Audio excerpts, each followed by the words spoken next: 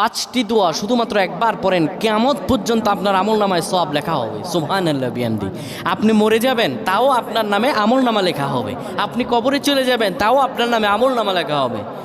এই 5টি দোয়া যদি কেউ একবার করে পড়তে পারে, কিয়ামত পর্যন্ত আল্লাহ রাব্বুল আলামিন তার নামে ফেরেশতাদের বলবেন আমলনামা লেখার জন্য। আমরা দুনিয়াতে কত ভুল করি, কত গুনাহ করি, কত পাপ করি, হিসাব নাই রে ভাই, হিসাব নাই। আল্লাহর কাছে ক্ষমা আছে, আল্লাহর কাছে দয়া আছে, আল্লাহর কাছে ভালোবাসা আছে। কেউ যদি আমার আল্লাহর কাছে চায়, আমার আল্লাহ দিয়ে দেন। ও আমার প্রাণের ভাইরা, 5টি দোয়ার মাঝে 1 নাম্বার দোয়া হলো সুবহানাল্লাহি ওয়া বিহামদিহি, এটি পড়তে হবে। 2 নাম্বারে পড়তে হবে আদাদা খালকি, 3 নাম্বারে পড়তে হবে অরিদা নাফসি, 4 নাম্বারে পড়তে হবে জিনাত আরশি।